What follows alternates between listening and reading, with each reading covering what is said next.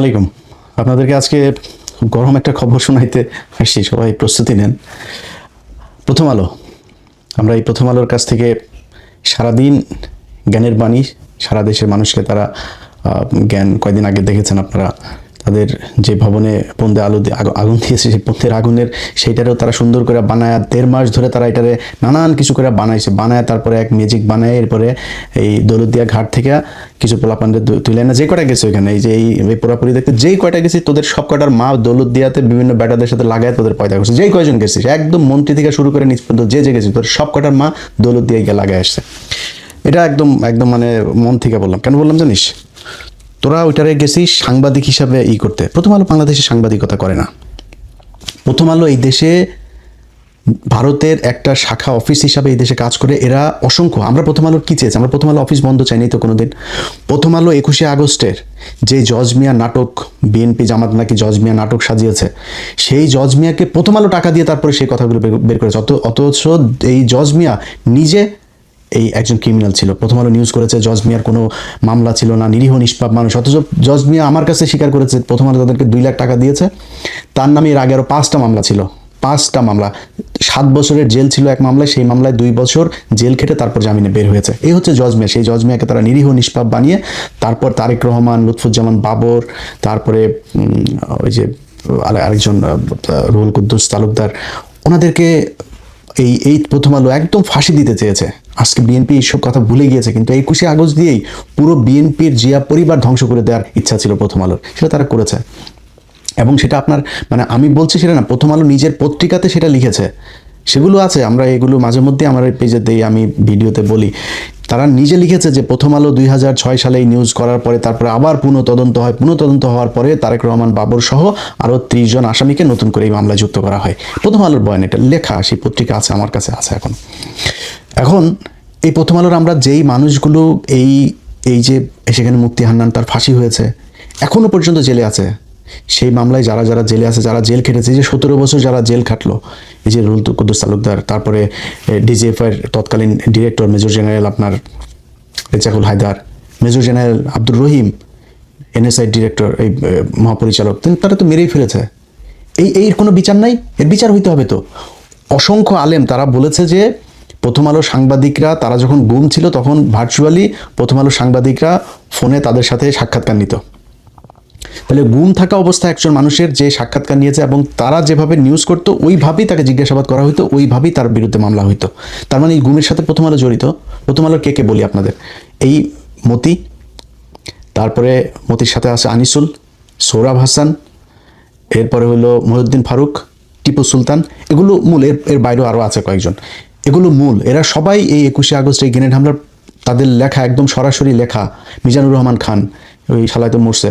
তো এরা সব হইল গিয়া মিলে জিয়া পরিবারকে বিএনপিকে পুরো ধ্বংস করে দিতে চেয়েছিল। শেষ পর্যন্ত জিয়া মানে তারেক রহমান তো দেশে ছিল না, যে তারপরে যাবজ্জীবন ছিল তার। আর লুৎফুজ্জামান বাবর, তারও যাবজ্জীবন ছিল, এরপরে ফাঁসি টাসি ছিল কয়েকজনের। তো এই মানুষগুলো তো কেউ জীবিত বেঁচে আসতো না, আসলে সব কটারে মেরে ফেলা হইতো। এই কাজটা এই প্রথম আলো করেছে, আমরা সেটার বিচার চেয়েছি। যে আলেমরা গুম থাকা অবস্থায় প্রথম আলো তাদের রিপোর্টার সেখানে থাকতো, ভার্চুয়ালি যুক্ত থাকতো, তাদের পত্রিকা আগের দিন যে শিরোনাম করতো সেই শিরোনাম অনুযায়ী তাদেরকে করা হইতো, মিথ্যা হুজি টুজি বিভিন্ন তালেবান বানায় এই নিউজ করেছে, এটার বিচার হইতে হবে। আমরা সেইটার বিচার চাই। সেইটার বিচার না করে আজকে তার অফিসে গিয়ে তারপরে মায়াকান্না করে এই দৌলতদিয়া ঘাটের এইসব লোক। তো সেটা নিয়ে আমি হয়তো আগামীকালকে বা পরশুদিন আপনাদের সাথে বিস্তারিত কথা বলবো। আজকে যেই বিষয় নিয়ে কথা বলতে এসেছি আপনাদেরকে সেইটা বলি। সেটা হচ্ছে প্রথম আলো কীভাবে সাংবাদিকতা করে, বাংলাদেশের সাংবাদিকতার বিশাল আকারের বয়ান তারা শেখায়, কীভাবে সাংবাদিকতা করে আপনাদেরকে আমি একটু শিখাই। এম আবিদুল ইসলাম রুবেল, জ্যেষ্ঠ সহ সম্পাদক, ছোটখাটো পদ না কিন্তু, পরিচয়পত্র নম্বর 04028, প্রথম আলোর সাংবাদিক। তিনি ডক্টর মুজিবুল হক নামে এক ভদ্রলোকের কাছ থেকে নিউজ না করার শর্তে 1 কোটি টাকা চেয়েছেন। সেই ব্যক্তিকে বলা হয়েছে তিনি কয়েকজন পেশেন্ট নাকি তার কাছে, প্রথম আলোর এই সাংবাদিকের কাছে গিয়ে অভিযোগ করেছে তার স্টিম সেল নিত ওই ডাক্তারের কাছ থেকে কয়েকজন পেশেন্ট।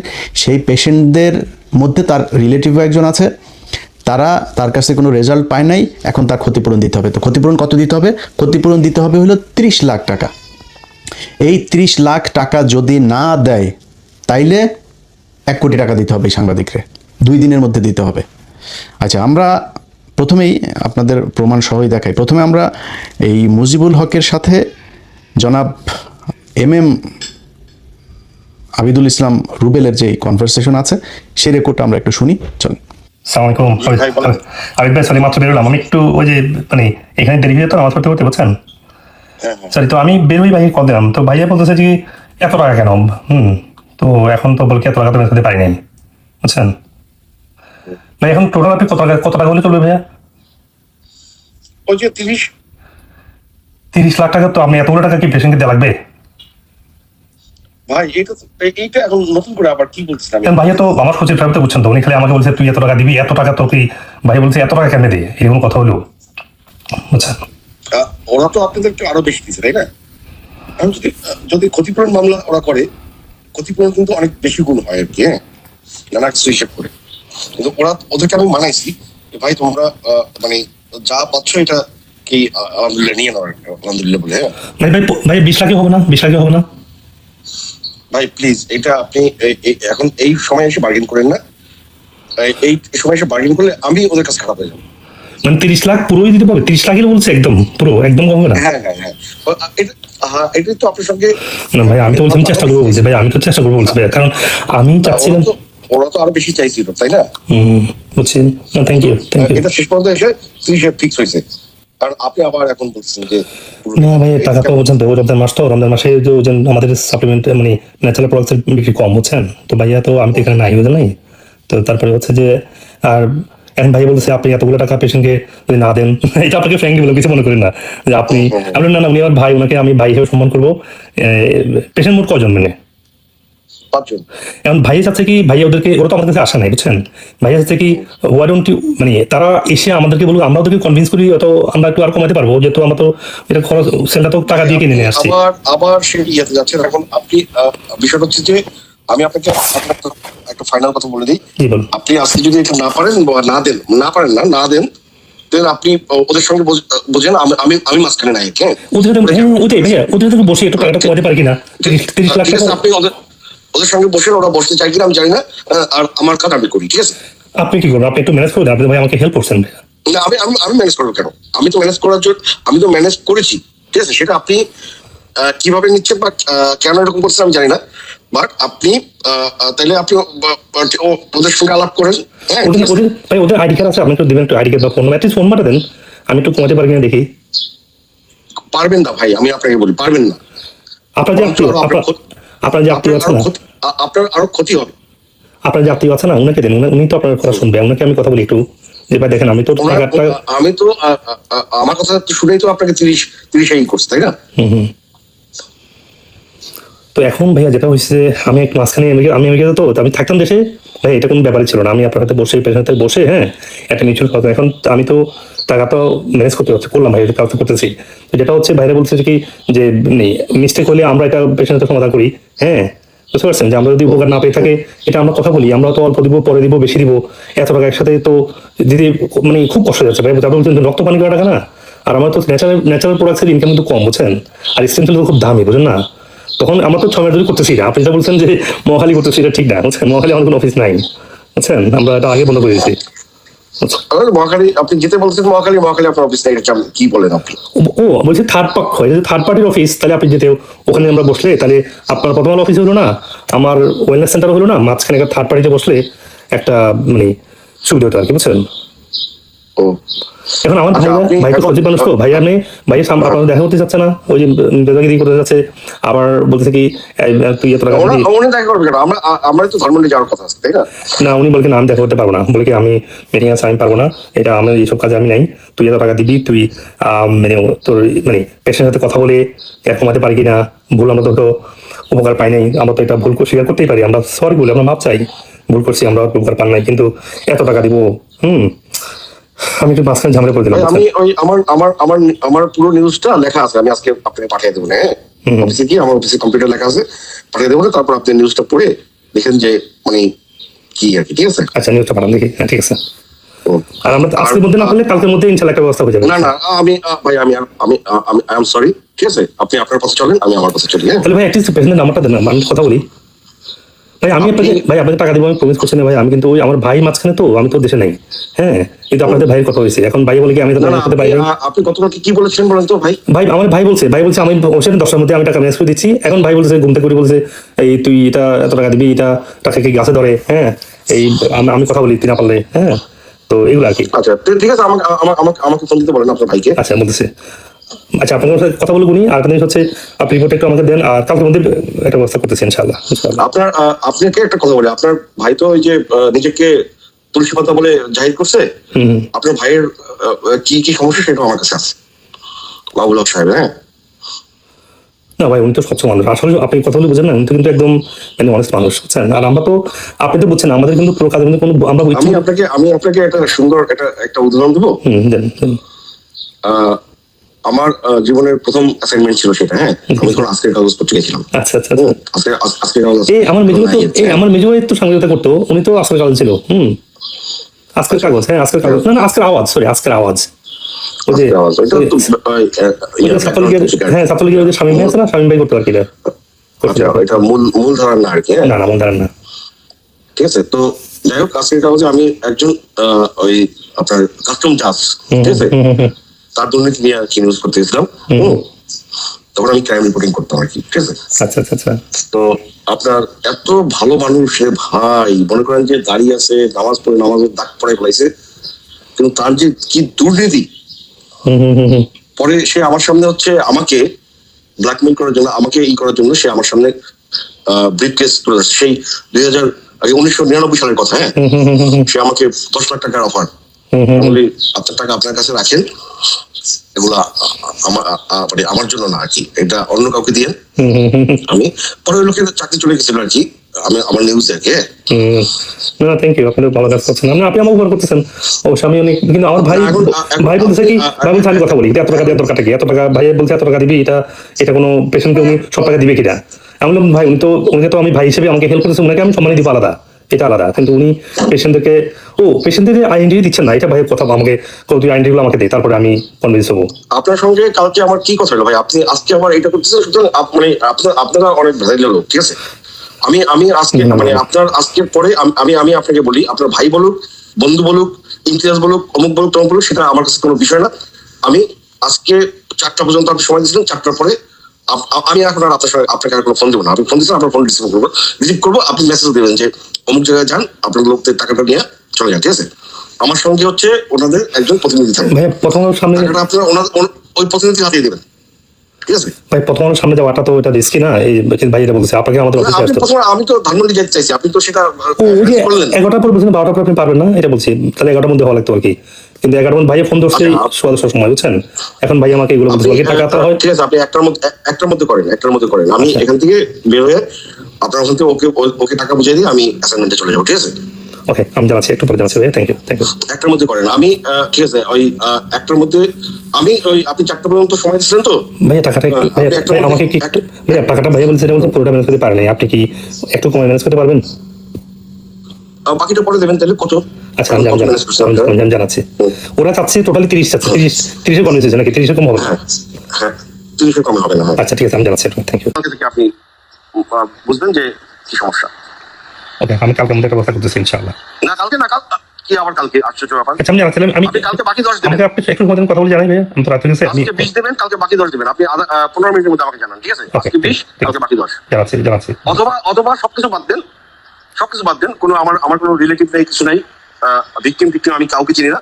আমি নিউজ করব, নিউজ থামানোর জন্য কত দেবেন আমাকে? 1 কোটি। না আপনি এখন রাগ করে না ভাইয়া, আপনি ভালো।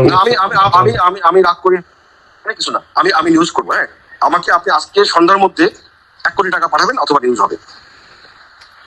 ওকে, আমি কথা বলতেছি, জানাচ্ছি আপনাকে।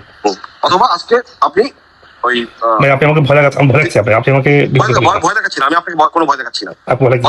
আমি জানাচ্ছি একটু ওয়েট করুন। 3টার মধ্যে 20 লাখ টাকা মিনিমাম পাঠিয়ে দেন, আর বাকি 10 লাখ টাকা কালকে বা পরশু দেবেন। ঠিক আছে, ঠিক আছে, জানাচ্ছি। সেটা পরে নির্ধারণ হবে। শুধু 1 টাকা যদি হতে পেশেন্ট যদি আসতো, আজকে কালকে সমাধান হয়ে যেত, বুঝছেন। কোনো পেশেন্ট না আসতো, বললাম তো পেশেন্টটা, আর আমি পেশেন্ট চিনিও না, কিছু না। ঠিক আছে, এটা আমি নিচ্ছি। আমি জানাচ্ছি আপনাকে ভাই, সমস্যা আছে আপনার? আমি জানাচ্ছি ভাই, একটু ওয়েট করেন ভাই। ওকে। আচ্ছা দেখেন, এখানে কয়েকটা পয়েন্ট। উনি বলছেন যে কিছু পেশেন্ট তার কাছে ক্ষতিগ্রস্ত হয়েছে, সেই পেশেন্টদেরকে তিনি তার কাছে নিয়ে, সেই পেশেন্টদের সাথে ডাক্তার নিচে কথা বলতে চায়। ঠিক আছে, আমি তাদের ক্ষতি, যদি আমার দ্বারা ক্ষতি হয়ে থাকে আমি ক্ষতিপূরণ দিব, আমি কথা বলতে চাই।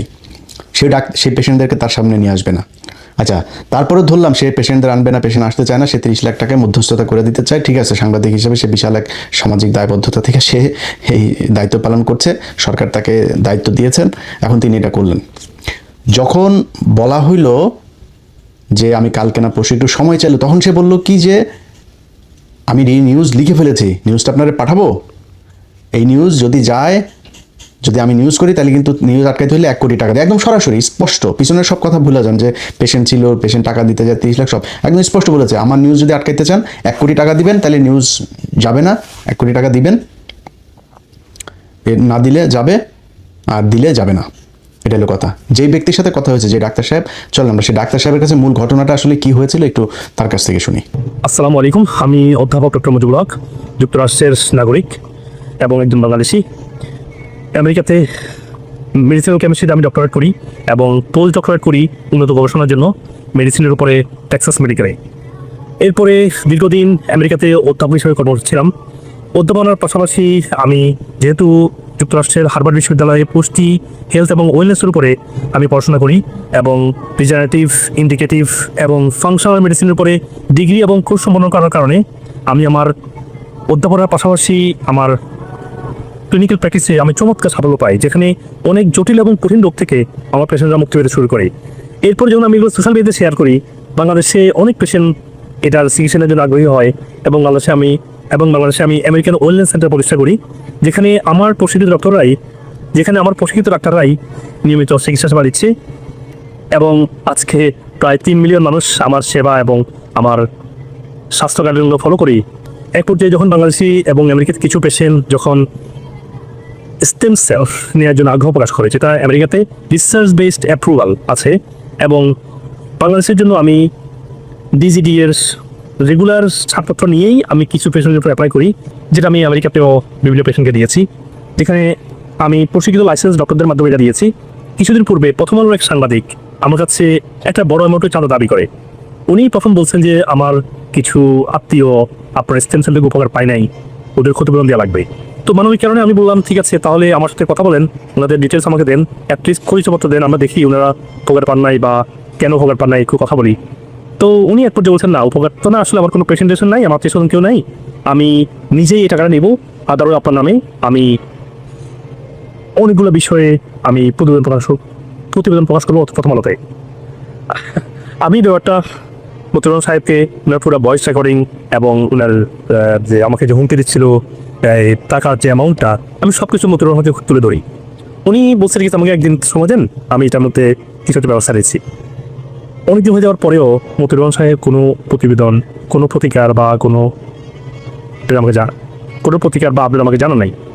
আমি ক্লিয়ারিং দেখতে পাচ্ছি আমাদের ঢাকা অফিসে এবং আমেরিকাতে আমার সেলফোন নাম্বারে নিয়মিত বিভিন্ন পত্রিকার সাংবাদিকরা আমাকে রেগুলার কল দিয়ে যাচ্ছে, বাংলাদেশ থেকে আমার কাছে চাঁদা দাবি করছে, এবং এই যে চাঁদাবাজি, এই যে প্রতারণা, এটার কোনোভাবে কাম্য নয়।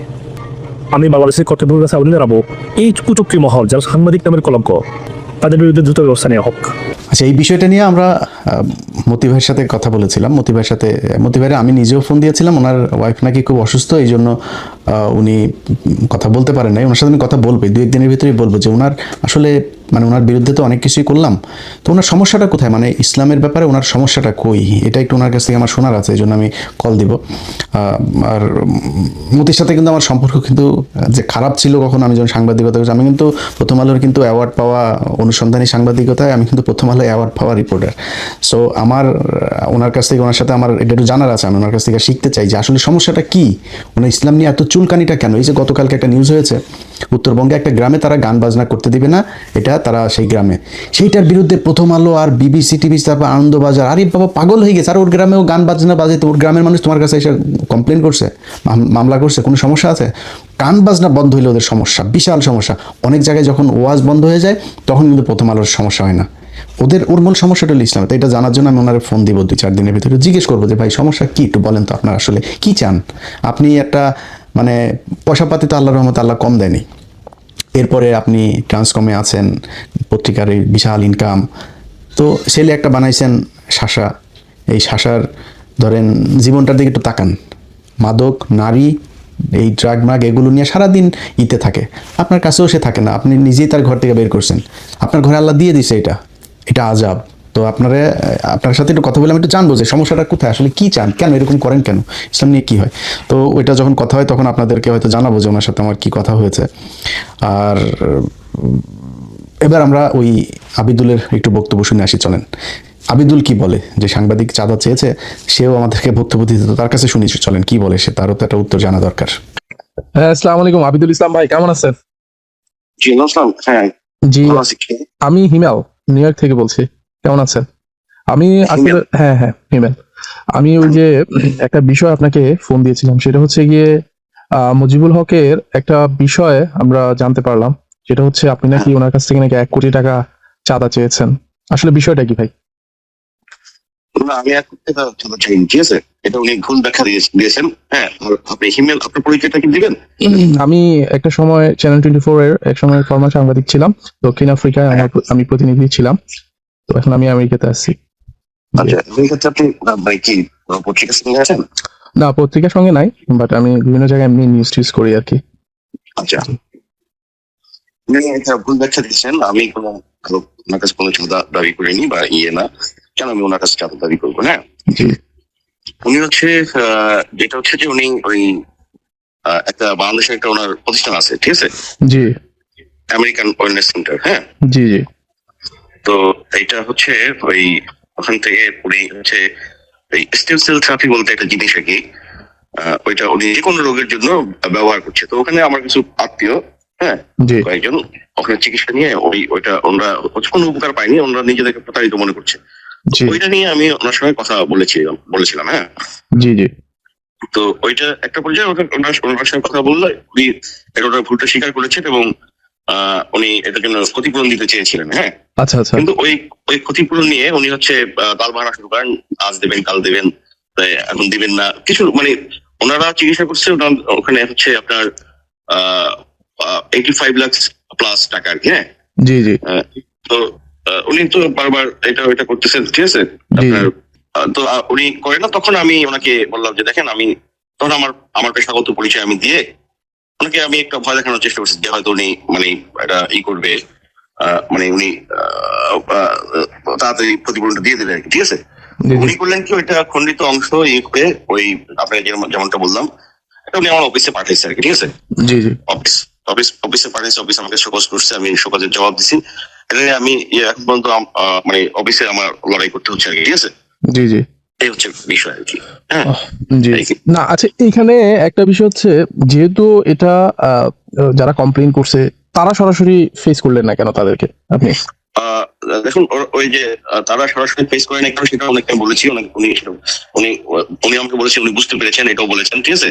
জি ওনাকে আপনি ওই কি যেন মুজিবুল হক সাহেবকে, হ্যাঁ, ওনার সঙ্গে আমার কমপক্ষে 8 থেকে 10 বার কনভারসেশন হয়েছে।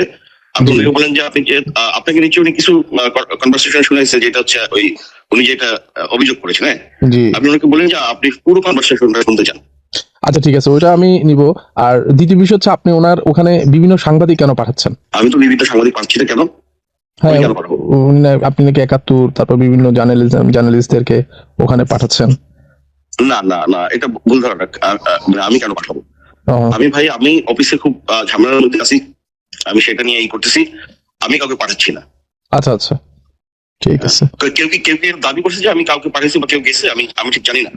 অনেকেই নাকি যাচ্ছে, এবং অনেকেই, আচ্ছা, ওনার এই বিষয়টা আপনারা যদি কোনো কিছু থাকে, এটা তো প্রথম আলো বা আপনি এটা তো ডাইরেক্টলি সরাসরি ওনাকে হ্যান্ডেল করতে পারেন না। ওনার এটা যেহেতু হয়েছে, ওনার যারা এটার দ্বারা মানে ওনার এই প্রতারিত মনে হচ্ছে, ঠিক আছে, ও আপনি ওদেরকে ইয়ে করেন, কনফারেন্স করান বা সাংবাদিক সম্মেলন করান। আমি যেটা বলেছি, হ্যাঁ, আমি ওই যে আমার আত্মীয় যারা, হ্যাঁ, আপনার আত্মীয় স্বজনটা কেন ফেস হলো না, ওনার সাথে সরাসরি কেন কথা বলেন? আমি যেহেতু বিপদে পড়ছি, ইনফ্যাক্ট কিন্তু আমি বিপদে পড়েছি। হ্যাঁ, হুম ইমেল ভাই, জি জি আমি ওনাদেরকে, আমার ওই আত্মীয়দেরকে, আমি প্রথমে যখন আমার কাছে আসছে, হ্যাঁ, হুম তখন আমি প্রথমে ওনাদের যে পরামর্শটা আমি দিয়েছিলাম যে আপনারা মামলা করেন, জি ঠিক আছে? জি। কারণ হচ্ছে আপনারা আইনি ভাবে যান, তাই আপনার তো মানে আইনি পথ আছে, তাই না? জি। আমি কিন্তু এই পরামর্শ দিয়েছিলাম, ওনারা হচ্ছে মামলা মোকদ্দমায় যেতে চাননি, ঠিক আছে? তো আমি একটু চেষ্টা করেছি যে মনে করেন যে মানে মানবিক দিক বিবেচনা করে, তারপরে কিন্তু হয়নি, এবং এখন উল্টো আমি বিপদে পড়েছি। ঠিক আছে, সুতরাং আমি আমার আত্মীয়দেরকে আমি বলে দিয়েছি যে আমি ভাই অপারক, হ্যাঁ, আমি পারবো না, আপনাদের মতো আপনারা যদি যা খুশি তা করেন, আমি আপনাদের সঙ্গে এটা নিয়ে নাই। আর আপনাদের পথ খোলা আছে অনেক, আপনাদের আপনি যেটা বললেন, আপনার প্রেস কনফারেন্স করেন, আপনারা মামলা করেন, আপনারা নিজেরা ওখানে যান, ঠিক আছে, সেটাই। প্রতিষ্ঠানে এগুলো করেন। এছাড়া আমাকে আপনারা পাচ্ছেন না, কারণ আমি নিজেই বিপদ পড়ে গেছি। না না, এখন এই জিনিসটা আমাকে বলেন যে 1 কোটি টাকা কি কি আমি তো কল রেকর্ডটা দেখছি ওনার 1 কোটি টাকা মানে আপনার মাধ্যমে কেন যাইতে হবে টাকাটা? আরে এটা বললাম তো, আমি ভাই এটা নিজে এখন বিপদে পড়ছি, আমি এটার জন্য সরি, ঠিক আছে? আপনি ঘুরেন না এটা, হ্যাঁ। যাই হোক, এই হইল গিয়ে আপনার প্রথম আলোর সাংবাদিক, তার ব্যাপারে নাকি অফিসে কি হচ্ছে তা আমরা জানতে চাই। প্রথম আলোতে আমরা নিউজ দেখতে চাই, তার ঘরের মধ্যে চাঁদাবাজের ব্যাপারে তারা কি পদক্ষেপ নেয় আমরা জানতে চাই। আর হইল গিয়া মতি ভাইয়ের সাথেও কথা হয়েছে, মতি ভাইয়েরও জিজ্ঞেস করা হয়েছিল যে আপনি এটা কি করবেন। মতি ভাই উল্টা বলে দিয়েছে যে ওই ব্যক্তিও খারাপ, ওই ডাক্তারও নাকি খারাপ, এই জন্য এর কাছ থেকে চাঁদা নেওয়া যায় যাচ্ছে। মতি ভাইয়ের একটু বক্তব্যটা শুনেন। হ্যালো, আসসালামু আলাইকুম, মতিউর রহমান স্যার, কেমন আছেন? আছি, কে বলবেন? স্যার আমি মোহাম্মদ হিমেল, আমি নিউ ইয়র্ক থেকে বলছি। বলেন। জি স্যার, প্রথম আলোর আপনার অফিসের আব্দুল ইসলাম রুবেল, আরিফ ওনার নাম, উনি একটা জায়গা থেকে ফোনে প্রায় 1 কোটি টাকার মতো চাঁদা চেয়েছে স্যার। হ্যাঁ ঠিক আছে, আমি জানি। হ্যাঁ স্যার না, ওইটা তো অবশ্যই স্যার। স্যার এই যে উনি এটা করলো, আপনারা তো কোনো এই বিষয়ে কি কোনো পদক্ষেপ নিছেন কিনা? অনেক কিছু নিচ্ছি, আপনাকে জমা করুন, অফিস থেকে দেবে, এটা অফিস জানবে ব্যবস্থা কি হচ্ছে, এটা দেখা যাবে। জি আর যার জন্য বলছেন তিনি বোধহয় অনেক কিছু ভালো করেন। জি ঠিক আছে স্যার, ওইটা ঠিক আছে। উনি যদি ভালো যদি না করে স্যার, না স্যার উনি অনেক কিছু ভালো করেন, এটা আমাদের ধারণা, আমাদের ব্যবস্থা কি করেন সেটা হচ্ছে। জি স্যার, কারণ আমি একটা জিনিস স্যার বলি আপনাকে। স্যার আপনি আমার কথাটা একটু শুনেন স্যার, আপনি যদি কথা না বলেন তাহলে হবে স্যার, আমরা আপনাদের কাছে প্রত্যাশা করি। না না, আমি আপনি অন্যভাবে নিয়েন না স্যার, আমি অন্যভাবে নিয়েন না স্যার, আপনি যদি কথা না যাই হোক, বাংলাদেশের প্রশাসন সাধারণ মানুষকে তো বললাম, সাধারণ মানুষ আপনাদের কাছে অনুরোধ থাকবে ভাই, আমি যখন প্রথম আলোর বিরুদ্ধে শুরু করেছি সেই থেকে তারা 22 মিলিয়নে আটকে আছে, এখান থেকে উঠতে পারছে না, কিন্তু এখান থেকে বের হইতে হবে। আপনার পাশে যদি কেউ থাকে ওর ফোনটা নিয়ে, তারপর তোর ফোনের মধ্যে তোর ফেসবুক থেকে প্রথম আলোর ফলো করা আছে কিনা, ওর ফোনটা নিয়ে ওটা আনফলো করবেন, নিজে ফলো করা থাকলে আনফলো করবেন, ওদের ইউটিউব চ্যানেল থেকে আনসাবস্ক্রাইব করে তারপরে বের হয়ে যাবেন। ওদেরকে চারিদিকে, ওদের পত্রিকা এলাকায় পড়বেন না, কারোর ঘরের পত্রিকা না, এটা মাথায় রেখে ওর ঘরে ওরে যদি 1 টাকা ওর অফিসে দেন এই পত্রিকা কিনে, ওই টাকাটা ইন্ডিয়া আমাদের বাংলাদেশের পেছনে ইসলাম ধর্মের বিরুদ্ধে এই টাকাটা ব্যবহার হবে। সো এখন সিদ্ধান্ত আপনাদের, প্রশাসনের কাছে। আজকের এই তথ্য প্রমাণ এগুলো দেখার পরে আপনারা তো চান না যে প্রথম আলোতে আক্রমণ হোক, প্রথম আলোর বিরুদ্ধে মানুষ আইন হাতে তুলে না, এটা তো চান না। তাহলে আইন আপনারা আগে করেন, এটারে ইমপ্লিমেন্ট করেন। যদি আপনারা এক্সিকিউট করতে পারেন তাহলে মানুষ আইন হাতে তুলে নিবে না। এই চাঁদাবাজের ব্যাপারে প্রশাসনের কি অ্যাকশন সেটা আমরা দেখতে চাই, এবং যারা যেসব দৌলতদিয়ার পোলাপান জন্ম নেওয়া মালগুলো যারা প্রথম আলোতে এই কদিন গিয়েছিল তাদের কাছ থেকে আমরা এখন শুনতে চাই।